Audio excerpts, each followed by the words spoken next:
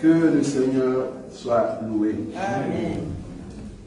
J'ai dit voilà parce que c'est le dernier jour que je mets un point virgule pour cet enseignement sur le royaume de sacrificateur, le royaume de Melchisedec. Donc aujourd'hui on va mettre un point virgule par rapport à cet enseignement et prochainement un autre bien-aimé va monter pour nous donner la nourriture au temps convenable. Que Dieu soit loué. On a pris du temps avec cet enseignement, pourquoi pas, parce qu'il y avait tellement de questions. Bon, moi, je m'attendais plutôt à des questions concernant cet enseignement. Pourquoi? Parce que le vendredi, ces derniers temps, pour ceux qui ne savent pas, pour ceux qui n'étaient pas là, nous avons plus reçu des questions sur le mariage. Bon, que Dieu soit loué. Il y avait plus de questions sur le mariage, comment vivre le mariage, parce que ces derniers temps, il y a vraiment de sérieux problèmes dans nos couples et nous voulons que le Seigneur nous aide. C'est pour cela, vous qui n'êtes pas encore mariés, faites un effort de bien faire un choix.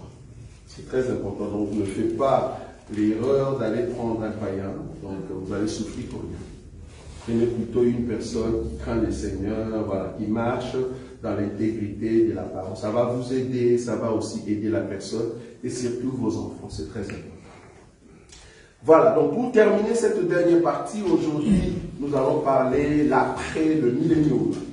Après le millénium, comme vous savez, dans notre enseignement, je ne pense pas que je serai trop long aujourd'hui, vu que c'est le dernier jour, parce qu'on aura quand même un temps de prière pour de bien-aimés. Donc je veux vraiment être trop court, vu que c'est la dernière partie.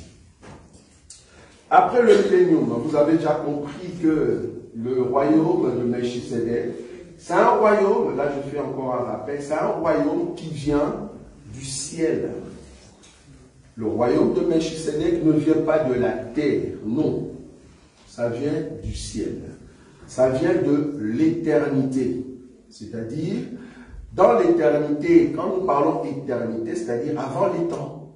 C'est-à-dire avant même que le monde soit, avant même que le monde fût, comme on dit, vouloir ou pas, le royaume existait déjà. Ce royaume existait en forme spirituelle, c'est-à-dire des choses qu'on ne voit pas. Et dans le monde spirituel là-bas, ils ont déjà de l'avance dans le monde spirituel. Alors qu'est-ce que Dieu va faire? Dieu va rentrer en arrière pour entrer dans les temps. C'est-à-dire, là où nous sommes aujourd'hui, comme je l'avais dit, en 2025, Dieu est déjà passé par ici. Dieu est déjà passé par ici. Il sait déjà comment les choses vont aller. Je vous avais montré que du temps d'Abraham, Dieu savait que Moïse devait venir pour faire sortir le peuple d'Israël. Entre Moïse et Abraham, il y avait à peu près 700 ans. Donc Dieu savait, à l'espace de 700 ans, qu'est-ce qui va arriver au peuple d'Israël. Vous imaginez? Parce que le peuple d'Israël a fait plus de 430 ans. Or, s'il faut calculer d'Abraham jusqu'à Joseph, à peu près 250, voire même 300 ans. Donc, à peu près 700 ans, Dieu savait qu'il y aura un Moïse qui va venir et faire sortir le peuple. Donc, Dieu est déjà passé. Donc, quand Abraham était né, Dieu est déjà passé là-bas. Il était déjà au temps de Moïse, donc 700 ans avant. Vous imaginez? Donc, ici en 2025, vouloir ou pas, Dieu est déjà passé par ici et il prépare son peuple à suivre les pas. Pourquoi il est passé par ici? Pour nous montrer comment marcher. Parce que Dieu doit nous montrer comment on doit le suivre. C'est-à-dire, il nous montre les pas. C'est à nous de le suivre. Or, une personne que toi tu dois suivre, c'est une personne qui est devant toi. C'est-à-dire, qui est déjà passé par là et toi tu suis le pas. Vous voyez?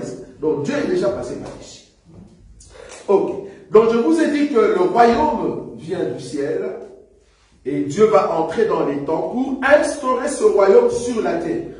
Quel royaume? Le royaume de Melchisedec. Alors ça a commencé avec Adam. Dieu se révélait à Adam comme El Elyon, c'est-à-dire le Dieu très haut, parce que tous les dieux étaient très bas. Merci. Les dieux très hauts, parce que tous les dieux étaient très bas. Alors les dieux qui étaient très hauts, c'était le créateur du ciel et de la terre. Dieu se révélait à Abraham. Jusqu'au temps d'Abraham. Pas Abraham, mais Abraham. Et du temps d'Abraham, c'est là-bas que le Melchisedec va venir pour dire, béni soit les dieux très hauts, qui t'a donné en fait la victoire contre tes ennemis. Et ce n'est qu'après, Dieu maintenant va se révéler à Abraham pour lui dire, voici, je suis maintenant le Dieu Tout-Puissant. Ça va? Donc il se révèle comme le El Shaddai. Maintenant, d'Abraham jusqu'à Moïse, depuis tout ce temps-là, 700 ans à peu près, Dieu était le El Shaddai, le Dieu Tout-Puissant. Pourquoi? Parce que les autres n'étaient pas des Tout-Puissants. Ils étaient des puissants, oui, mais pas les Tout-Puissants. Mais Dieu seul était le Tout-Puissant. Et arrivé maintenant à Moïse, Dieu dit, ben écoute, je me suis révélé à Abraham comme El Shaddai, mais à toi je te donne maintenant mon nom. Mon nom c'est je suis. Donc s'il dit je suis dans le présent, en réalité il est déjà passé par là, il connaît tout dans le présent. C'est comme ça qu'il a donné le nom de je suis. Donc tout ce que vous allez faire, je suis déjà là-bas, donc je suis déjà passé, je sais qu'est-ce qui va arriver. Et de Moïse jusqu'à Jésus, il fallait attendre la prophétie de Ésaïe chapitre 35, là où Ésaïe a dit, en ces temps-là, le Seigneur lui-même viendra pour vous sauver. Et les boiteux marcheront ainsi de suite selon Ésaïe chapitre 35, le verset 4. Maintenant, quand Jésus est venu, les dieux qui étaient Jéhovah, Yahvé, Hachem, il est venu maintenant dans un corps parce qu'il devait venir lui-même. Les dieux Jéhovah dans un corps pour sauver, il porte un nouveau nom. Le nom qu'il porte c'est Yeshua. Vous voyez? Donc Dieu là-bas il porte un autre nom, Yeshua. Ça je vous parle de Dieu qui est très haut, qui est puissant, il est et il devient le sauveur. Maintenant Jésus qui est le sauveur, Israël n'a pas vu. Il est sauveur non pas pour Israël, il était venu pour sauver Israël, mais Israël était distrait. Du coup, le salut est passé vers les nations. Vous voyez le plan de Dieu? Tout ça pour restaurer quoi? Le royaume des cieux. Cherchez premièrement le royaume des cieux et sa justice. Donc, ce que nous recherchons, c'est le royaume de Melchisedec. Parce que Melchisedec, c'est le roi de justice. Son royaume est un royaume de justice. Donc, cherchez premièrement le royaume et sa justice, et toutes choses vous seront données par-dessus. Donc, si nous recherchons le royaume éternel, alors nous avons tout gagné. Et c'est comme ça que Jésus va passer vers les nations jusqu'au jour de l'enlèvement, parce que l'enlèvement n'a pas encore eu lieu. Et c'est comme ça que nous allons partir. Et de là, le nom de Jésus n'a plus de fait. Je répète, le nom de Jésus n'a plus de fait dans la vie, en tout cas de ceux qui vont rater l'enlèvement. Là, maintenant, c'est ta propre vie que tu vas donner comme sacrifice. Et c'est comme ça que Dieu va maintenant retourner en Israël pour dire, les dieux que vous avez tués, qui étaient venus dans la chair, j'étais venu vous visiter, mais vous ne saviez pas. Donc, du coup, payez vous-même le rançon, la douleur. Et c'est comme ça que Israël va payer le prix. Alors, Jésus, pour revenir encore sur terre, mais non, ça sera pendant le millénaire, mais il ne viendra pas avec le nom de Jésus. Non, la Bible ne l'a pas dit. Le Christ portera un nouveau nom, comme nous l'avons dit dans le livre de Jérémie, chapitre 6, je crois, c'était ça. Non, 35 ou 6. 23, c'est 23. Jérémie 23, le verset, je crois, 7.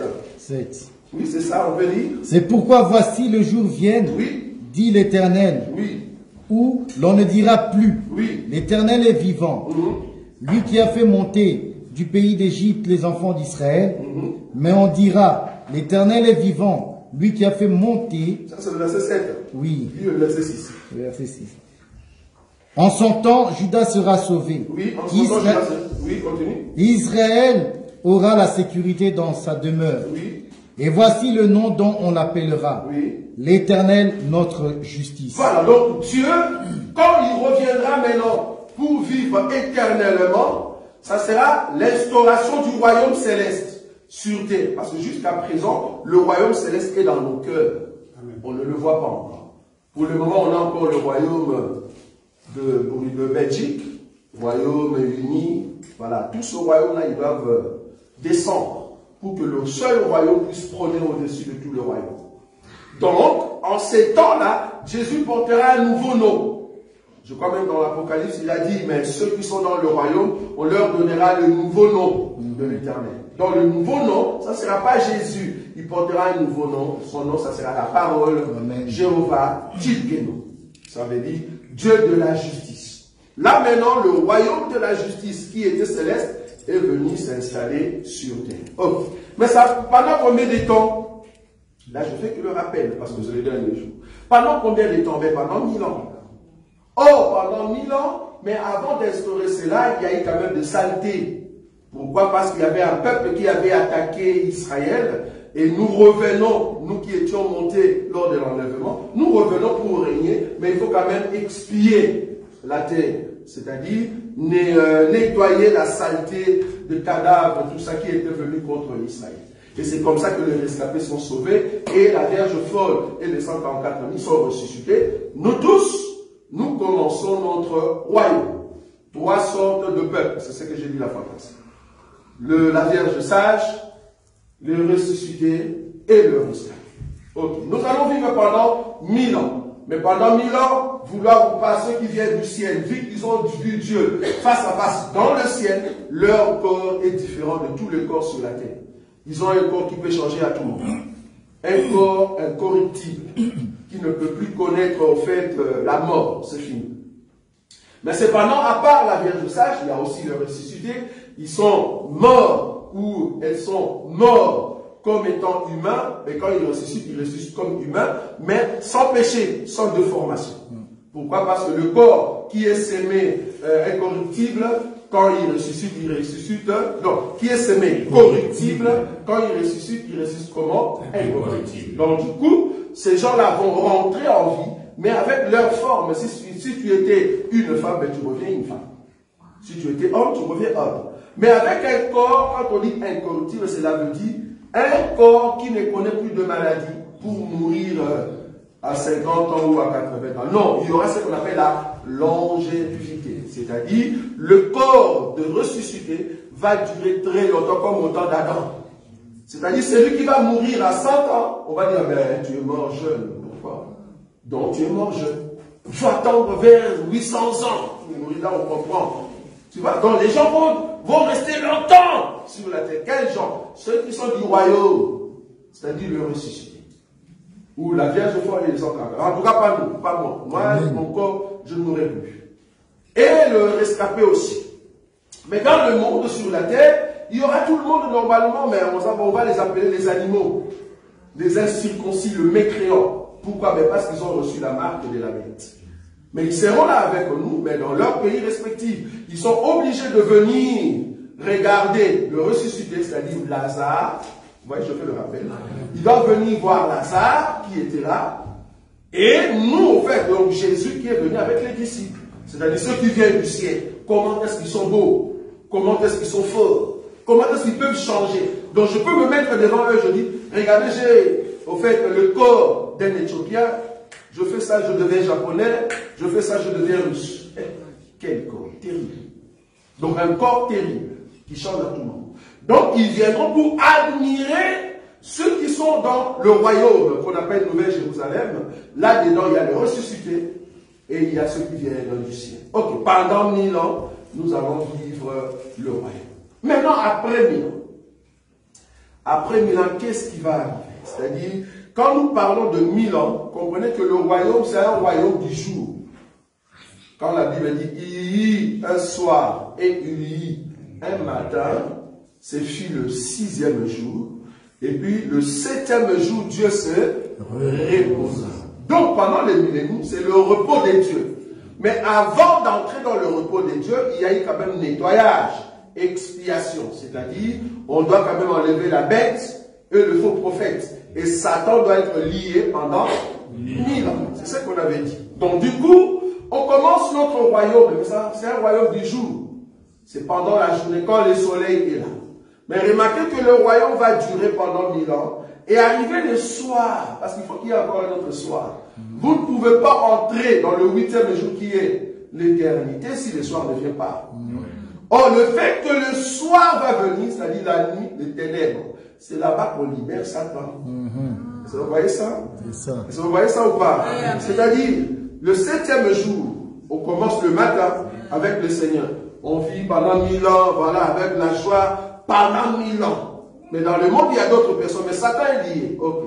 Mais il faut que ce jour-là, 7e jour, puisse arriver au soir. Arriver au soir, c'est-à-dire la nuit qui arrive, on ouvre la prison et puis on dit Satan sort encore. C'est-à-dire les ténèbres viennent. C'est vrai ça? On va prendre l'écriture. Je suis dans les livres d'Apocalypse. Permettez que je ne traîne pas aujourd'hui, parce que nous voulons prier pour de bien-aimés. Apocalypse chapitre 20. À partir du premier verset, frère Moïka. Puis je vis descendre du ciel un ange qui avait les clés de l'abîme et une grande chaîne dans sa main. Très bien. Il saisit le dragon, le serpent ancien, qui est le diable, et Satan, et il le lia pour 1000 ans. Oui. Il le jeta dans l'abîme, ferma et scella l'entrée au-dessus de lui, afin qu'il ne séduisît plus les nations, jusqu'à ce que les 1000 ans fussent accomplis.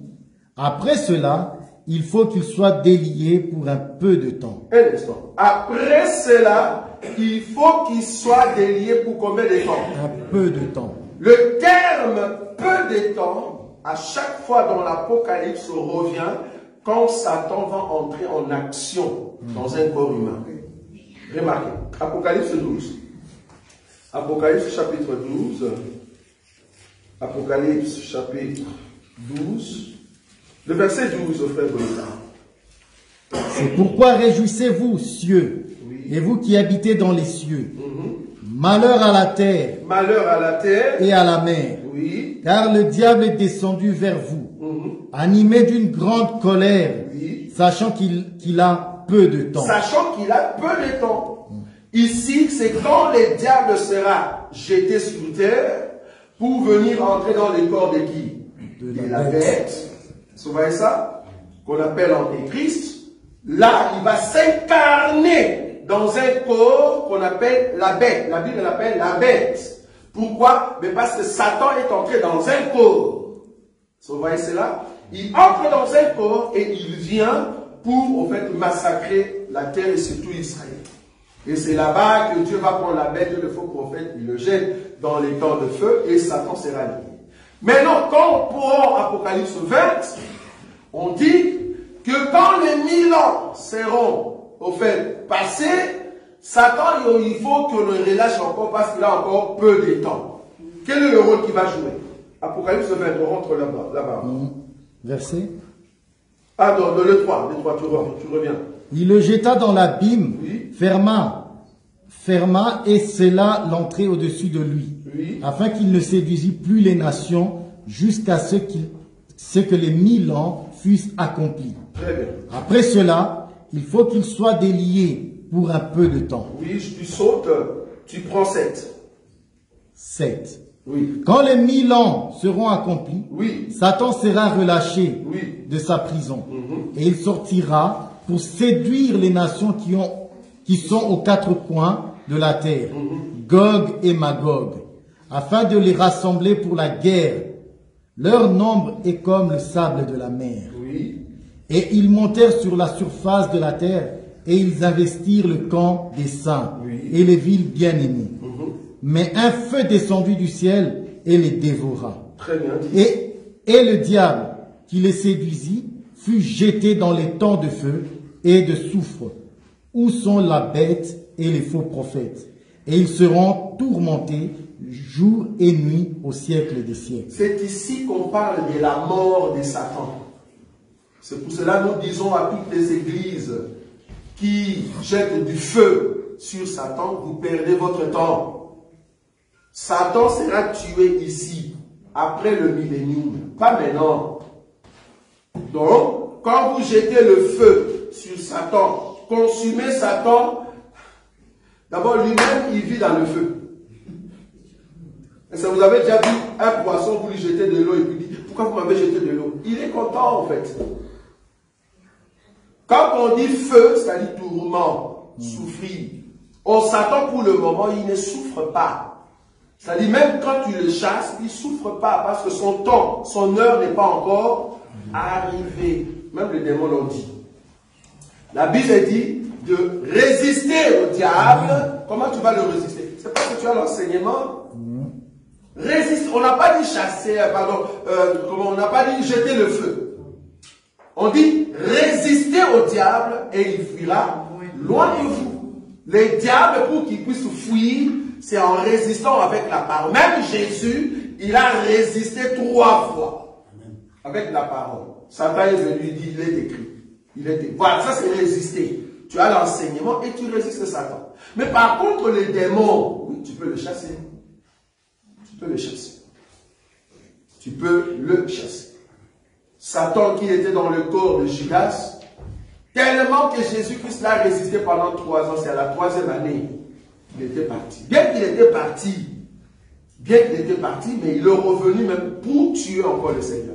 Bien qu'il était aussi dans les corps de Pierre, il est revenu pour tuer le Seigneur. Mais le Seigneur l'a résisté encore à la mort et le Seigneur l'a vaincu. Donc Satan est vaincu parce que tu résistes Satan par l'enseignement. Amen. On ne jette pas le feu sur Satan, s'il vous plaît. Il rigole. Et en plus, c'est un menteur. Quand il est dans un corps, il dit, je pars. C'est un menteur. Satan ne part pas parce que tu l'as dit, je te jette le feu. Non. Il part parce que la personne qui est possédée de Satan a l'enseignement. C'est comme ça que Satan parle. Sinon, il ne parle pas. Là où il n'y a pas l'enseignement, il est bien aménagé. Il reste là-bas, c'est sa maison. Il fuit parce qu'il y a l'enseignement. Donc,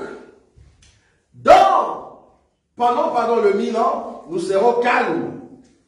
Calmes pendant 1000 ans, pourquoi? Parce que Satan est lié. Ok. Mais après 1000 ans, Satan est encore relâché. Mais tu vas me poser la question, mais Dieu, pourquoi ne pas seulement l'arrêter une fois pour toutes? Après, tu vas encore le relâcher. Ça, c'est le plan de papa. Et notre papa a un plan, il sait ce qu'il fait. Il sait ce qu'il fait. Il est trop lent à la colère. Parce que normalement, dans sa colère, il pouvait directement prendre Satan et puis, voilà, l'histoire est finie. Mais il sait ce qu'il fait. Du coup, on nous dit que quand Satan sera relâché, bon, comme il est l'esprit, il doit combattre quand même un peuple qui est dans la chair, mais qui sont dans un royaume très puissant, avec un roi trop puissant. Maintenant, il nous faut ici un corps, un peuple. Donc, il était obligé pendant ce temps, il sera obligé de séduire encore les nations. Vous voyez ça? C'est-à-dire, à part la bête d'Armageddon, il y aura encore un représentant. C'est ça, voilà. Ça, beaucoup me voyez. Voilà. À part la bête, le faux prophète, le temps de Armageddon, quand les 1000 ans vont passer, Satan va séduire d'autres peuples. Voilà. Et ce peuple-là sera dirigé par Gog et Ézéchiel. Ézéchiel chapitre 38. Merci beaucoup. 38. Gog et Magog. C'est là-bas qu'on va terminer. Remarquez ce qui arrive ici. Ézéchiel chapitre 38. Tu peux commencer à partir du... Non, tu as dit 38 ou 30? 38. C'est 38 à partir du premier deux versets. Oui, c'est 38. Oui, vas-y. La parole de l'Éternel... Hein? Oui, tu commences à partir du premier verset. Oui. La parole de l'Éternel me fut adressée en ces mots. Oui. Fils de l'homme, tourne ta face vers Gog, au pays de Magog. Très bien. Vers le prince de Roche et de Méchec et de Tubal, et prophétise contre lui. Tu diras, ainsi parle le Seigneur l'Éternel. Très bien. Voici, j'en veux à toi, Gog, prince de Roche, de Méchec et de Tubal. Je t'entraînerai et je mettrai une boucle à tes mâchoires. Je te ferai sortir, toi et toute ton armée, chevaux et cavaliers, tout vêtus magnifiquement, troupes nombreuses portant le grand et le petit bouclier, tous maniant l'épée. Et avec eux, ceux des Perses, d'Éthiopie et de Put, tous portant le bouclier et le casque.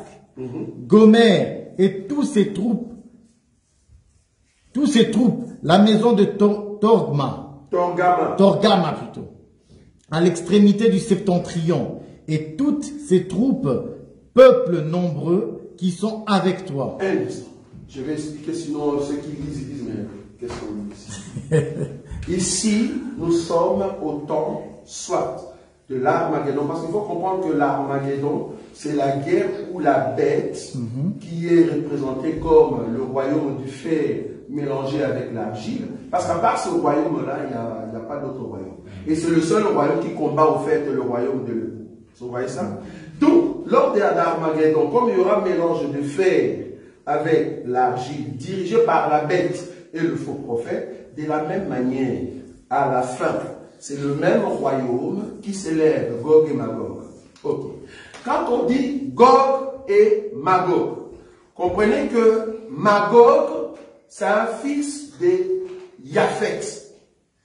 C'est dans Genèse chapitre... Genèse chapitre 10. Genèse chapitre 10, Père Ricard, 2 à 5. Le fils de Japheth furent. Oui. Gomer. Le fils de Japheth, oui. Les fils de Japheth furent. Oui. Gomer. Oui. Magog. Médaï. Oui. Javan. Madaï, je crois. Madaï. Oui. Javan. Oui. Tubal. Oui. Méchec. Oui. Et Tiras. Ici, on nous a cité le fils de Japheth.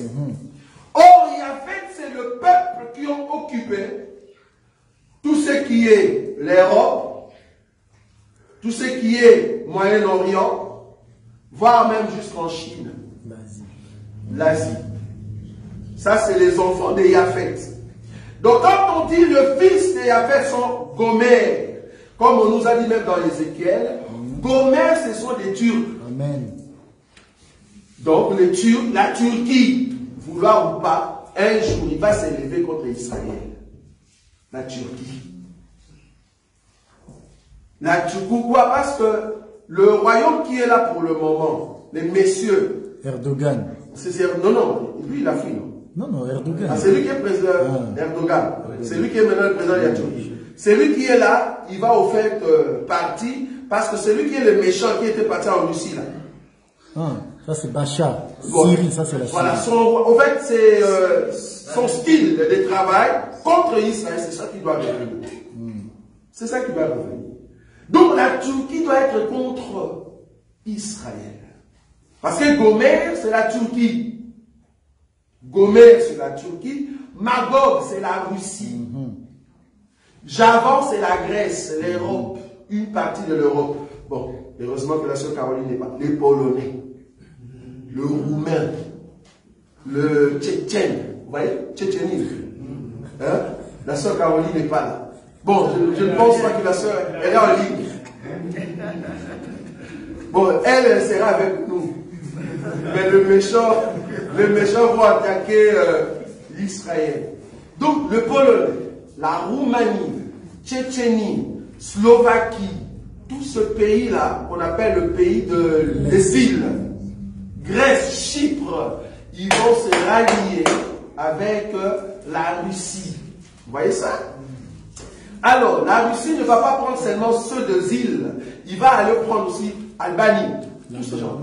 Il va prendre aussi la Turquie, et à part la Turquie, il prend tout ce qui est Stan, vous voyez ça? Afghanistan, Papastan, Lipastan, Nikatestan, tous ces stans-là, Abariakostan, tout ça, les stans. Ils vont entrer parce que les stans sont le fils de Tubal. Vous voyez Tubal? Tout ça, ça forme Stanson. Mais le Tira et Meshtek, c'est la Chine, Corée, Inde, Philippines, tous ces gens-là. Donc la Russie va rassembler une partie de l'Europe, la Turquie. Il prend Iran. Iran, c'est qui? Madaï. Le Mède. Vous voyez Madaï? Ça, c'est Iran, le Mède. Ça, c'est Iran. Donc, il prend l'Iran, il prend le Turc, il prend une partie de l'Europe, il prend le Stan, il prend l'Inde, il prend la Chine. Est-ce que vous voyez comment est-ce que c'est grand cette armée? Parce que la Bible dit qu'ils étaient tellement nombreux. Et c'est pas fini. Il vient prendre l'Éthiopie. C'est ce que la Bible dit là, Ézéchiel. C'est-à-dire l'Afrique. Une partie des Africains vient s'associer. Et ce n'est pas fini. Il prend encore Put. P-U-T-H. Put, c'est qui? La Libye, Tunisie, tout ça. Amen. Et c'est, vous voyez cette armée qui se rassemble pour venir attaquer Israël. Donc, quand on dit Gog et Magog, c'est le rassemblement de tous ces gens-là. Mais en tête, il y aura Gog. Quand on dit Gog, c'est-à-dire la Russie. Donc, que ce soit lors d'Armageddon, que ce soit lors de Gog et Magog, vouloir ou pas, c'est ces royaumes-là qui vont se lever pour attaquer Israël. Et Satan va le soulever. Je suis désolé de vous dire, si ce pays-là va se lever, c'est parce que ils vont combattre la religion du royaume. La religion de notre Seigneur, c'est-à-dire le Christ, et la religion qui sera mélangée pendant ces temps-là. Ben, vouloir ou pas, c'est le musulman qui vont se mettre ensemble avec les orthodoxes et qui vont se mettre ensemble avec le bouddhiste. C'est un mélange d'un royaume bizarre. Mais qui va sortir d'où même? Il n'y aura pas de religion, je suis d'accord. Mais quel sera le nom de cette religion? Je ne sais pas encore. Mais je sais que c'est Satan qui sera en tête de cet attroupement pour venir attaquer, au fait, Israël. Mais là, ça sera à la fin du royaume. Et la Bible dit, ils viendront, en tout cas, par un seul chemin, mais ils seront dispersés par sept chemins, et leur cadavre va commencer à tomber l'un après l'autre. Et c'est comme ça qu'on mettra fin pour l'histoire de Satan.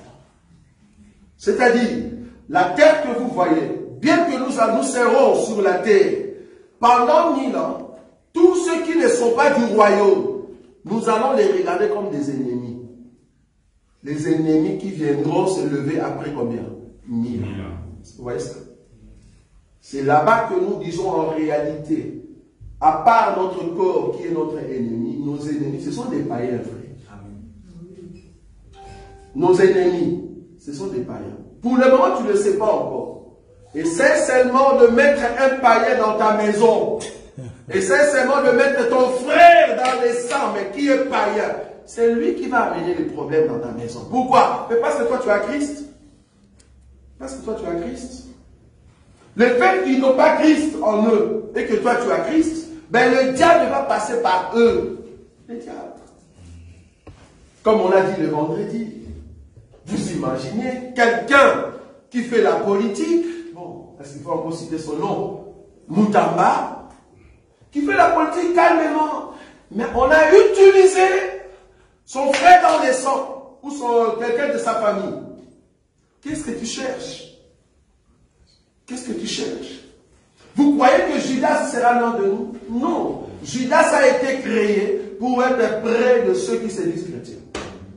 C'est ça Judas.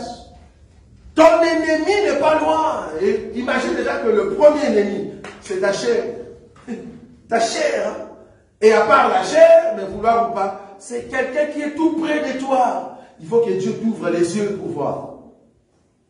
Donc, dans notre royaume, tous ceux qui seront de côté, ils seront jaloux de nous. Parce que notre royaume sera tellement puissant.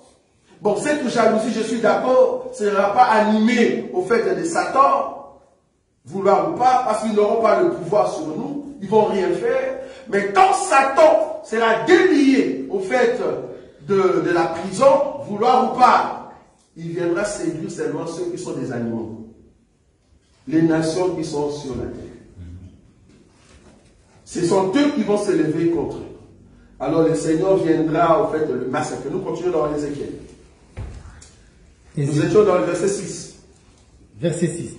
Gomer et tous ses troupes, oui. La maison de Togarma, oui. À l'extérieur du septentrion et tous ses troupes, oui. Peuple nombreux qui sont avec toi. Oui. Prépare-toi, tiens-toi prêt, toi et toute ta multitude assemblée autour de toi. Oui. Sois leur chef. Après bien des jours, tu seras à leur tête. dans la suite des années, tu marcheras contre le pays dont les habitants échappés à l'épée auront été rassemblés d'entre plusieurs peuples. Qui est le pays dont les habitants ils ont échappé à l'épée? C'est quel pays? C'est Israël, c'est-à-dire le pays où il y a le rescapé. Vous voyez ça? Donc là, on parle d'Israël, c'est-à-dire nous sommes ici après les milléniums. Donc, Gog et Magog vient attaquer les pays qui étaient dans la tranquillité pendant 1000 ans, c'est-à-dire paix. Pendant 1000 ans, tranquillité. Maintenant, ces gens-là, Dieu ici, la prophétie qu'il donne, ils viennent pour attaquer Israël. On est d'accord? Voilà. Oui. Retirés au milieu de peuple, ils seront tous en sécurité dans leur demeure. Ça c'est Israël, donc c'est-à-dire nous. Tu seras comme une... Tu monteras, je crois. Tu monteras, oui. Tu t'avanceras comme une tempête. Oui. Tu seras comme une nuée oui. Qui va couvrir le pays. Pourquoi une nuée? Parce qu'ils seront nombreux.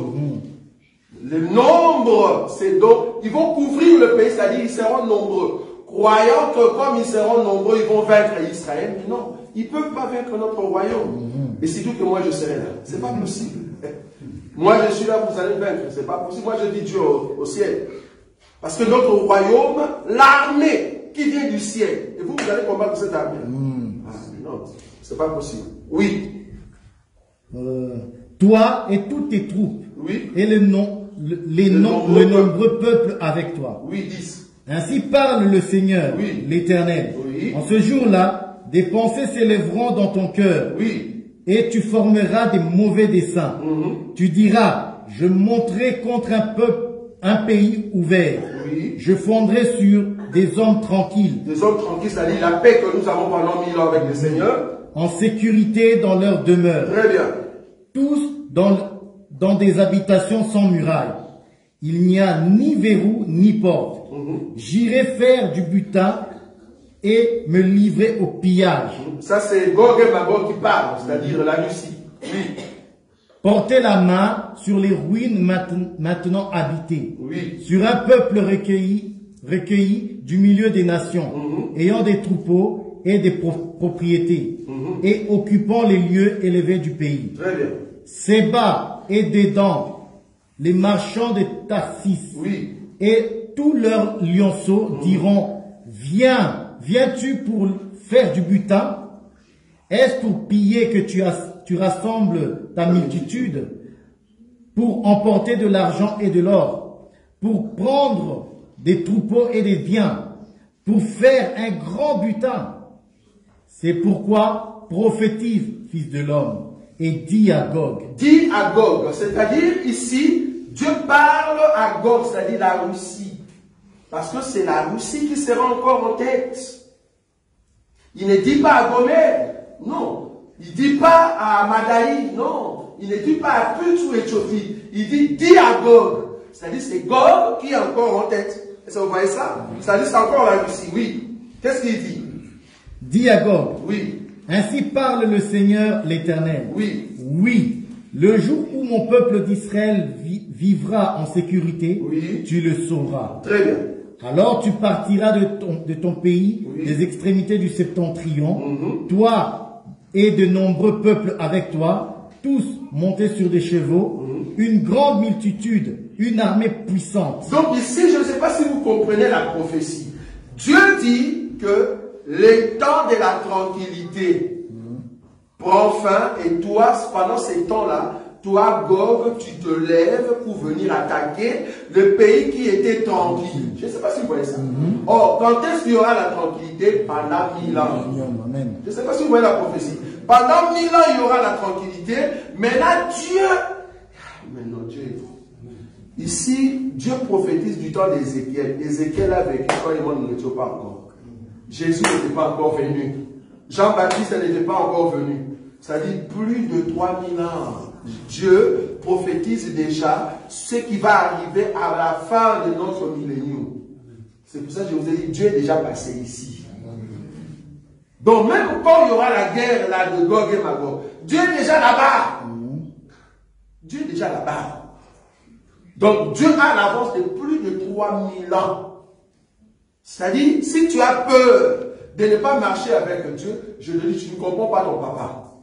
Tu as un père qui est déjà passé par ici et qui ne peut pas, au fait, faire que tu puisses souffrir. Non. Il a tout préparé. C'est pour ça qu'il est passé par ici.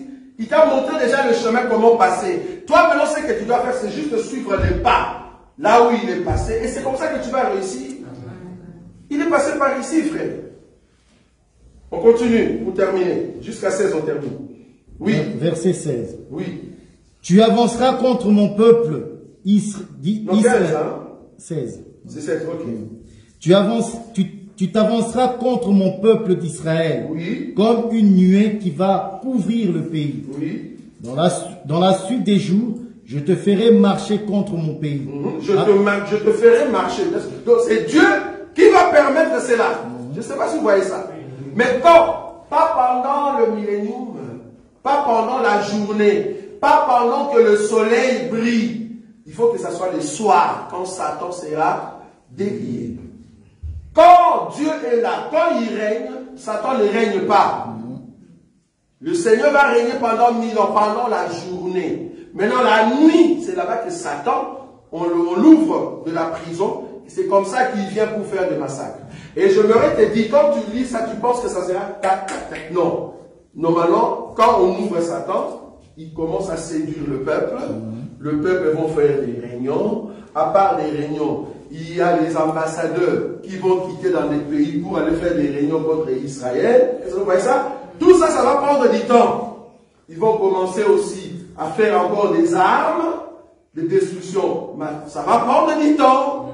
Est-ce que vous voyez ça? Là, dans leur tête, ils n'ont pas le temps, ils doivent faire vite pour attaquer Israël. Parce qu'Israël a volé tous les biens, toutes les richesses du monde se trouvent maintenant en Israël. C'est là-bas que la prophétie, dans la doctrine, va s'accomplir. L'or et l'argent appartiennent à l'Éternel. Tout ce qui est or, ça sera en Israël. Maintenant, la Russie, il va maintenant imposer les autres en disant, nous sommes pauvres à cause de ce pays-là. Mais poussés par Satan, soyons un pour aller attaquer Israël. Tout ça, ça va prendre des temps, des réunions. À nos sommets, je ne sais pas moi, ils vont créer encore une union. Donc à part l'union lors d'Armageddon, les fers et l'argile vont encore se mettre ensemble. Parce que c'est le seul royaume qui doit normalement affronter le royaume du Christ. Ils vont encore se mettre ensemble avec les Africains pour venir attaquer. Est-ce que vous voyez ça? Mais c'est Dieu qui va le pousser, enfin qui vient pour qu'on puisse le neutraliser à fond. Or, le but, ça sera quoi? Le but, c'est pour neutraliser le mal sur la terre. Parce que tous ceux qui vont s'associer lors des Gog et Magog, c'est vraiment le peuple qui sont regardés comme de mauvais. Et comme ce sera des dirigeants, même dans leur terre, ce sont des mauvais. Parce que même leur peuple, ils ont poussé leurs dirigeants à venir combattre Israël. Vous voyez? Oui, on termine la partie. Verset 16. Verset 16. Oui. Afin que les nations me connaissent, quand je serai sanctifié par toi sous leurs yeux. C'est-à-dire, quand Dieu maintenant va tuer le peuple qui vont venir avec la Russie, c'est là-bas que le nom de l'Éternel est sanctifié sur toute la terre. Bon, quand je dis sanctifié ici, pendant le millénium aussi, son nom sera sanctifié, parce qu'il va tuer quand même lors de guerre d'Armageddon. Pendant 1000 ans, le nom de l'Éternel est sanctifié dans la ville. Maintenant, pour que le nom reste saint éternellement, il faut que Gog tombe. Et là, Dieu maintenant va prendre Satan, il amène où? Dans les temps de feu, pas prison. Là, c'est dans les temps de feu pour dire c'est fini, le rôle de Satan est terminé. Il prend maintenant les hommes qui étaient méchants, chacun d'eux, parce que si tu descends, tu continues jusqu'à 39, là on a dit les cadavres de Russes ou de hommes viendront, ils seront partout. Et Israël, pour rassembler les armes que la Russie a amenées, ou soit le peuple qui va se lever, ont amené, c'était tellement nombreux, tellement qu'on ramassait des corps. Vous voyez? Il y aura tellement de corps partout. Et c'est là-bas que l'Apocalypse va nous annoncer maintenant les temps du trône blanc. C'est-à-dire, quand maintenant la Russie, avec tous ces hommes, ils vont venir, c'est là-bas que le trône blanc arrive. Qui dit trône blanc? C'est-à-dire, le séjour des morts et la mort, ils nous donnent, ils remettent le mort qui était en eux. On ouvre 2 livres, les livres et un livre. C'est-à-dire, il y a un livre qu'on appelle livre de vie. Si tu n'es pas dans le livre de vie, mais vouloir ou pas, tu vas directement à l'étang de feu. C'est-à-dire, nous entrons maintenant, après les trônes blancs, ben nous entrons dans ce qu'on appelle éternité. C'est-à-dire, nous sortons du temps, il n'y aura plus de temps. Pourquoi il n'y aura plus de temps? Mais parce que le roi même, souvenez-vous que le roi qui sera, au fait, en Jérusalem avec nous, même nous-mêmes, qu'est-ce que nous allons faire? Étant spirituel, il faut que Dieu transforme cette terre, transforme aussi les cieux. C'est là-bas que la Bible appelle nouveaux cieux et nouvelle terre. Est-ce que vous voyez ça? C'est-à-dire, nous-mêmes, dont le péché est expié, nous-mêmes, nous rentrons spirituels. En qui? En Christ et Jésus, ou en d'autres termes, en Dieu lui-même. Parce que c'est lui qui sera dans le royaume, c'est lui qui sera le roi, qui va porter le nom de parole, vouloir ou pas lui-même, il doit attendre jusqu'à ce que le séjour de mort et la mort soient condamnés, et c'est alors que la Bible dit, il remettra toutes choses à celui qui est éternel. Ça veut dire qu'on rentre dans l'éternité. 1 Corinthiens. C'est là-bas qu'on termine. 1 Corinthiens, chapitre 15. 1 Corinthiens, chapitre 15. Le verset 21, frère Denis, rapidement. 1 Corinthiens, chapitre 15. Je lis au nom de Jésus-Christ. Oui. Amen. Car puisque la mort est venue par un homme, c'est aussi par un homme qu'est venue la résurrection des morts. Très bien. Et comme tous meurent en Adam, de même aussi tous revivront en Christ. Très bien. Mais chacun en son rang. Chacun en son rang. Christ comme prémisse. Oui. Et ceux qui appartiennent à Christ lors de son événement. Avènement. Ceux qui appartiennent à Christ, c'est la Vierge sage. On est d'accord? Donc Christ a d'abord été ressuscité pour ne plus mourir. Et ceux qui appartiennent à Christ lors de son avènement, eux aussi, ils ne mourront pas. Je ne sais pas si vous l'avez vu. Amen. Chacun en son rang. D'abord au Christ, il ne mourra plus. Et après le Christ, il y aura maintenant la Vierge sage. Dès que tu es ressuscité, dès que tu prends le corps céleste, tu ne meurs plus. On est d'accord? On continue. Ensuite viendra la fin. Ensuite viendra la fin. Quand il remettra le royaume à celui qui est Dieu et Père. Ah, donc, parce que quelqu'un peut te prendre dans un débat. Il dit, mais regarde ici. Tu ne vois pas qu'il y a aussi Christ, le Fils et le Père. Pourquoi on dit ici qu'il remettra? Tu ne vois pas qu'il y a des personnes? Pourquoi vous ne voulez pas la Trinité? Ils ne comprennent pas. Ils ne comprennent pas que quand Dieu prend la chair, prend un corps, celui qui est dans les corps reconnaît que celui qui est au ciel est Père. Le Fils. Mais c'est la même personne. Amen. Exode. Donc il y a beaucoup d'écritures. Exode. Exode combien? 33 ou 34? Ce sont des écritures que vous devez mémoriser. Moi j'ai mémorisé ça. Comme ça tu le frappes directement, la personne fuit devant toi. Exode 33. Frère Boïka. Exode 33, 18. Non, 18. Okay. Et puis frère Béni prépare Exode 34 à partir de 5. Moïse dit, oui. Fais-moi voir ta gloire. Oui. L'Éternel répondit, oui. Je ferai passer devant toi toute ma bonté. Oui. Et je proclamerai devant toi le nom de l'Éternel. Qui a dit ça? L'Éternel. Qui a dit ça? C'est l'Éternel qui a dit ça? Qui va proclamer le nom de l'Éternel, oui ou non? Amen. Oui, continue. Je ferai grâce à qui je ferai grâce. Oui. Et miséricorde à qui je fais miséricorde. Oui. L'Éternel dit, tu ne pourras pas voir ma face, oui. Car l'homme ne peut me voir et vivre. Oui. L'Éternel dit, voici un lieu près de moi, tu te tiendras sur le rocher. Oui. Quand ma gloire passera, je te mettrai dans un creux du rocher. Oui. Et je te couvrirai de ma main, oui. Jusqu'à ce que j'ai passé. Très bien. 34. Là, c'est l'Éternel qui a dit, on est d'accord. L'Éternel a dit, quand je viendrai, toi Moïse, tu ne peux pas voir ma face. Mais tu me verras des dos. Pourquoi? Parce que je te mettrai dans un creux, je mets ma main. Mais quand tu me verras là-bas, par mon dos, qu'est-ce que je vais faire? Je vais proclamer les noms de l'Éternel. Ça, c'est l'Éternel qui dit. Donc l'Éternel dit, je vais proclamer quoi? Les noms de l'Éternel. Maintenant, nous voulons voir quand est-ce que l'Éternel proclame les noms de l'Éternel. Quand est-ce que l'Éternel prie l'Éternel. Vous voyez, il ne faut pas souffrir dans votre pensée. Quand est-ce que Dieu peut prier Dieu?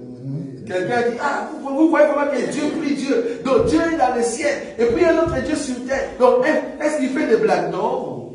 Tu ne comprends pas que Dieu qui est dans le ciel, quand il prend un corps, celui qui est dans les corps devient comme une femme. Qui prie le Père, devient comme un enfant, le Fils. Donc celui qui est dans les corps adore celui qui est dans le ciel. 34. Le verset 5. L'Éternel descendit dans une nuée. Ah, donc ici, l'Éternel descendu dans une nuée. Parce que je vais te montrer mon dos, c'est-à-dire tu veux me voir, mais pour que je viens dans une nuée. Je ne sais pas si vous voyez ça.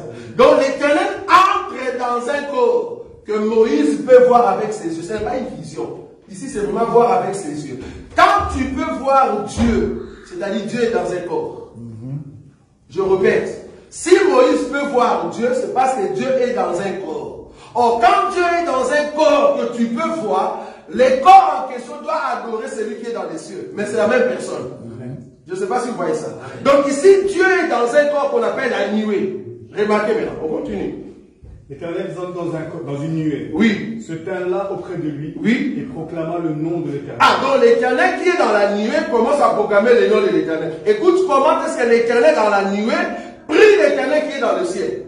On continue. L'Éternel passa devant lui. Oui. Et s'écria. L'Éternel. Oui. L'Éternel. Oui. Dieu miséricordieux. Oui. Et compatissant. Oui. Lent à la colère. Oui. Riche en bonté et en fidélité. Très bien. Qui conserve son amour jusqu'à 1000 générations. Qui pardonne l'iniquité, la rébellion et le péché. Oui. Mais qui ne tient point le coupable pour innocent. Très bien. Et qui punit l'iniquité des pères sur les enfants et sur les enfants des enfants jusqu'à la 3e et à la 4e génération. Oui. Aussitôt Moïse s'inclina à terre et se prosterna.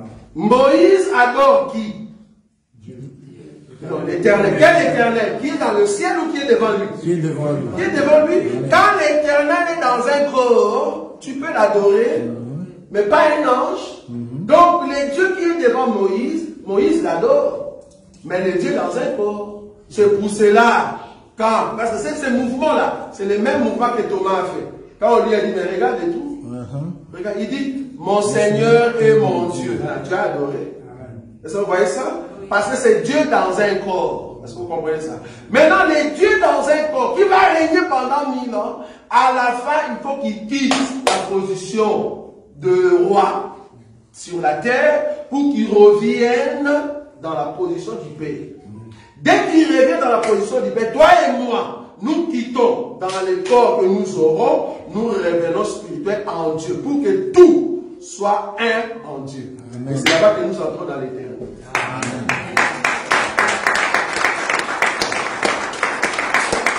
C'est là-bas que l'éternité commence et les méchants sont en fait exterminés. Qu'est-ce que je veux dire par rapport à cet enseignement Jéhovah au fait de Tzidkenu? Cet enseignement est pour toi. Toi qui, la Vierge sage, fais un effort, respecte la parole, mets en pratique la parole, fais de sorte que Dieu règne à chaque instant en toi. Fuis le péché. Crois que Dieu est déjà passé ici. C'est-à-dire, rien ne peut t'arriver parce que ton papa est déjà passé par ici. Maintenant, quand on nous dit que le Père, Dieu est avec nous, il est avec nous comme consolateur. C'est-à-dire, c'est son image, son esprit. Je ne sais pas si vous voyez ça. Aujourd'hui, nous avons l'esprit de Dieu. Oui ou non? Oui. Nous avons l'esprit de Dieu. L'image de Dieu avec nous. Oui ou non? Mais où est son corps? Son corps est devant. Son image est avec nous. Mais son corps est déjà devant. Est-ce que vous avez compris ou pas? C'est-à-dire, nous marchons avec l'image de Dieu dans l'ombre du Tout-Puissant. Mais son corps, le corps est devant. Maintenant, nous suivons petit à petit l'ombre, l'image, jusqu'à ce que nous allons atteindre le corps. Nous rentrons dans l'éternité. Amen.